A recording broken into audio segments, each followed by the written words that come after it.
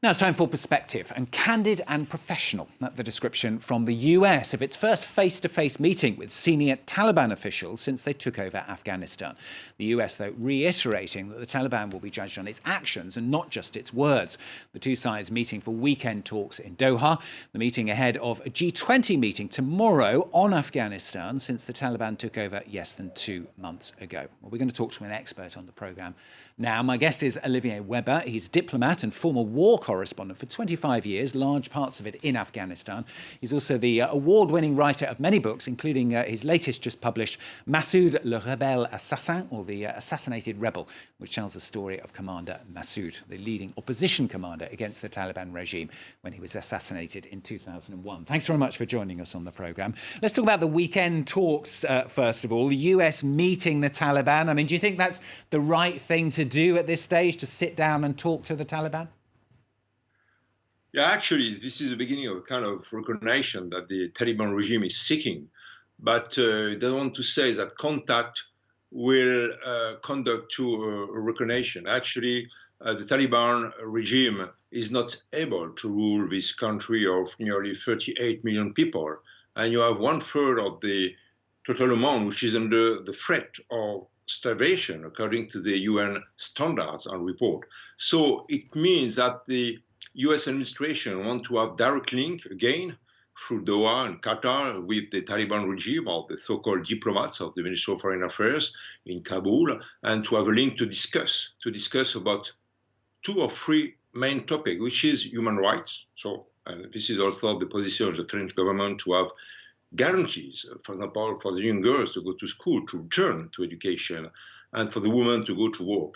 The second is the link with the international terrorist organization and networks such as Al-Qaeda, but also ISIS, Islamic State in Afghanistan, Khorasan, which is also a big concern actually for Western countries.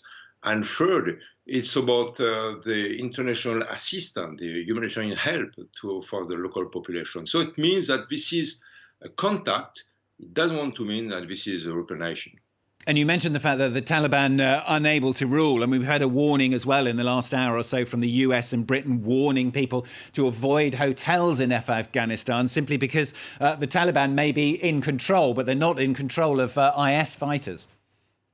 Yes, and actually there is a clan, one of the main tribe, one of the main clan inside the new Taliban regime, which is the Haqqani clan, which is based on the eastern part of Afghanistan, in Jalalabad mainly.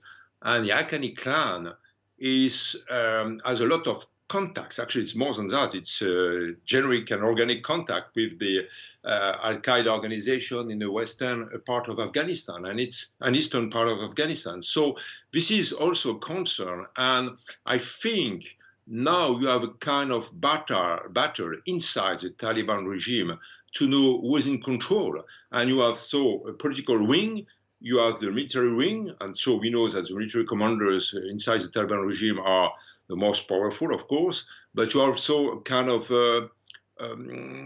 discussion, let's say, between the South Kandahar tribes and the Eastern tribe, like Haqqani. So I think the Taliban regime is not able to stop the contact, to stop also the flux of militants from Taliban to Al-Qaeda, and on the other side. For the ISIS, it's different. You've seen the last bombing in Kunduz, northern part of Afghanistan, with the Shia mosque. And it means that ISIS is there to counter all the efforts of Taliban regime to rule this country. But I think, Taliban regime is only composed of a few 10,000 of people, militants. It's not a lot compared with the whole amount of the population. So it's still a minority, and they are not able, in terms of economic but also of politics, to govern, to rule this country for them. And knowing the Taliban as you do and the contact that you've had with them in the past, which way do you think it's going to go in Afghanistan? I mean, initially there was a lot of hope, wasn't there, that the Taliban will be much more open, much more liberal. A lot of that seems to have already been retracted. But what direction do you think the Taliban will take going forward for people living in the country? Sure. Yeah, compared with the act number 1 of the Taliban regime, now for the act number 2, the Taliban regime is richer, more powerful, more organized, but they haven't changed. Actually, let's say the core, the ideology, religious one and political ideology are the same. What is different is the mean of communication, the apparel of propaganda. The Taliban regime wants to have recognition from the first circle. It means the new, what I call in my book, the all new empires, the neo-empire, which are the Iranian regime, Russia, and China. They are here. They still have diplomats in Kabul or even in other cities in Afghanistan. And the Taliban want to have more recognition, even in the UN, and of course, with the Western countries. They want to say, we are here for long term. We are here not for 5 years, as for Act number 1. But at the same time, they are not able to give guarantees. For example, for the education of the girls, they say, okay, we have won militarily the 15th of August in Kabul, but we want an inclusive government. If you see the two governments, the two sides of the government, there are only religious clerics.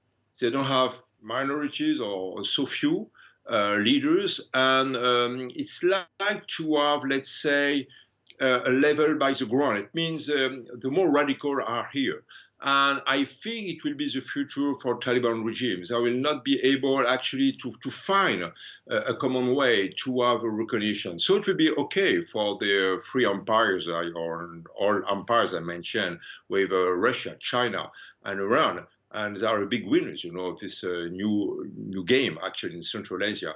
But for the other, it will be different. So it means going back to your question with the population, what do they want? They want just peace and security. For the moment, they don't have peace, really. There are a lot of bombing and attacks in some different cities with ISIS, as they don't have food security. So it will be the big problem for the Taliban in the next few months. Why? Because now we are entering in October the southern winter, and it's a big challenge for 14 million of people now under the threat of starvation in Afghanistan. Olivier Weber, thanks very much for being with us on the programme. We'll have to leave it there. We're out of time, I'm afraid, but thanks very much for joining us.